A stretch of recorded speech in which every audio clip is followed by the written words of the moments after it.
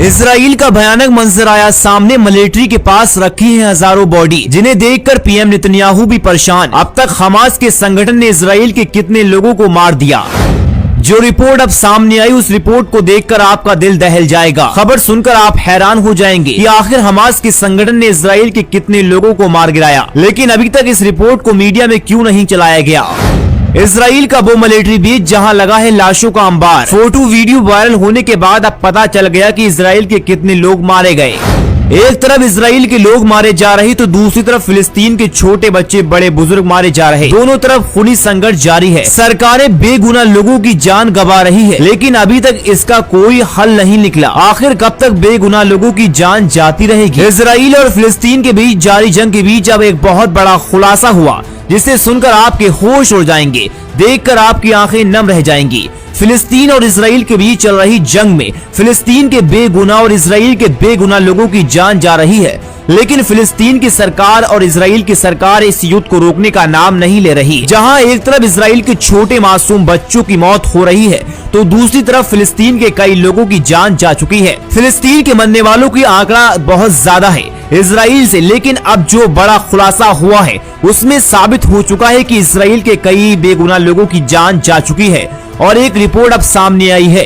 इस रिपोर्ट में इजराइल की आर्मी के पास इतने शव हैं कि इन शवों से यह अंदाजा लगाया जा सकता है कि इजराइल के कितने लोगों ने इस दुनिया को अलविदा कह दिया। और पीएम नेतन्याहू क्यों खूनी संघर्ष पर तुले हैं। आखिर कब तक बेगुनाह देशवासियों की जान गंवाते रहेंगे। एक रिपोर्ट सामने आई थी जिसमें पीएम नेतन्याहू ने यह खुलासा किया था कि हमारे लोगों की जान नहीं जा रही, लेकिन अब ये रिपोर्ट सामने आई है। इस रिपोर्ट में सच साबित होता दिखाई दे रहा है कि दोनों तरफ से हजारों लोगों ने इस दुनिया को अलविदा कह दिया। अब इजराइल की मिलिट्री बेस के पास इतनी बॉडी शव रखे हुए हैं। इन शवों से ये अंदाजा लगाया जा सकता है कि इजराइल के कितने लोगों ने इस दुनिया को अलविदा कह दिया।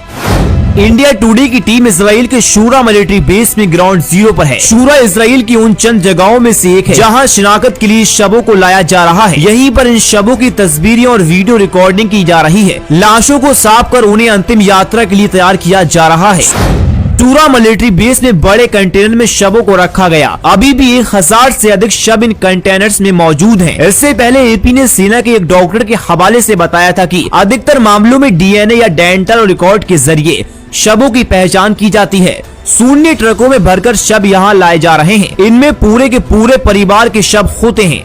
हम सड़कों, घरों, खेल के मैदान और खाली मैदान में बॉडी पार्ट इकट्ठा कर रहे हैं। 7 अक्टूबर से जंग जारी। 7 अक्टूबर को हमास ने गाजा पट्टी से इजराइल पर 5000 से ज्यादा रॉकेट दागकर हमला कर दिया था। तुरंत बाद इजराइल के प्रधानमंत्री बेंजामिन नेतन्याहू ने हमास के खिलाफ जंग का ऐलान कर दिया। इन 2 हफ्तों की जंग में गाजा पट्टी पूरी तरीके से तबाह हो गया। फिलिस्तीन के विदेश मंत्री रियाद अल मलीकी ने दावा किया है कि इजरायली बमबारी में अब तक 5700 से ज्यादा फिलिस्तीनी नागरिक मारे गए। इनमें 2300 से ज्यादा बच्चे और 1300 से ज्यादा महिलाएं हैं। वहीं हमास के हमलों में अब तक इजराइल के 1400 लोगों मारे जाने की खबर है। लेकिन अब जो रिपोर्ट सामने आई थी, उस रिपोर्ट में 1000 सब मिलिट्री के पास मौजूद है। तो इस बात से साफ अंदाजा लगाया जा सकता है कि इजराइल के कम से कम 3 से 4 हजार लोगों ने इस दुनिया को अलविदा कह दिया। लेकिन सरकार इन आंकड़ों को छुपा रही है। कब तक बेंजामिन नेतन्याहू और फिलिस्तीन की सरकार इस खूनी संघर्ष को जारी रखेगी?